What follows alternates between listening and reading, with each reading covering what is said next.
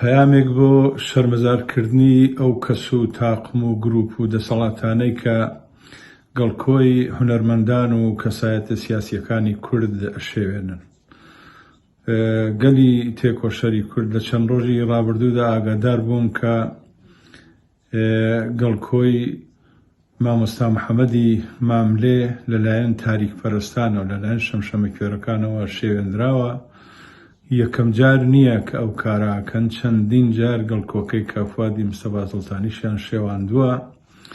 ئەم شەمشەمەکوێرانە چاویان بەوە هەڵنایە کە ئەم شوێنە پیرۆزانە بووە بە پەرستگای ملەتی ئێمە، لە ساڵە هەزاران کەس ڕووی تێکەن و وێنەیان لەگەڵا ئەگرن لەگەڵ گەڵکۆکەیانە و لە تۆڕە کۆمەڵایەتیەکانە بڵاوی ئەکەنەوە.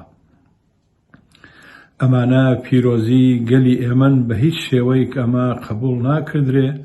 پێویستە میلەتی ئێمە هەڵویستیان بێ سەبارەت بەو کارە قێزەونانەی کە ئەم تاریکپەرستانە ئەیکەن، چ لەلایەن دەسەڵاتی کۆماری سێدارەوە بێت، چ لەلایەن تووتە کۆڵەکانی کۆماری سێدارەوە بێ، جێگەی قبوڵکردن نییە بە هەموو شێوەیەک شەرمەزاریەکەی.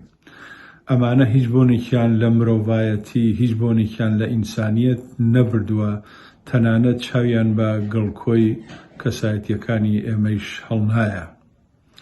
جارێکی تر دووپاتی ئەکەمەوە، بە هیچ شێوەیەک ئەمە قبوڵ ناکردرێ. ئەوانە پیرۆزی ئێمەن، شێواندنی گەڵکۆی مامۆستای نەمر محەممەدی ماملێ لەلایەن ئەو شەمشەمەکوێرانەوە لە چەند ڕۆژی ڕابردوودا بە توندی شەرمەزارەکەم.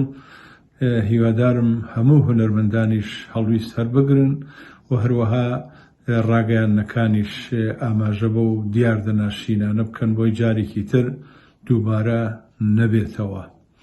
سەرکەوتوو بێ گەلی تێکۆشەری کورد، مەرگ و نەمان بۆ داگیرکەرانی کوردستان.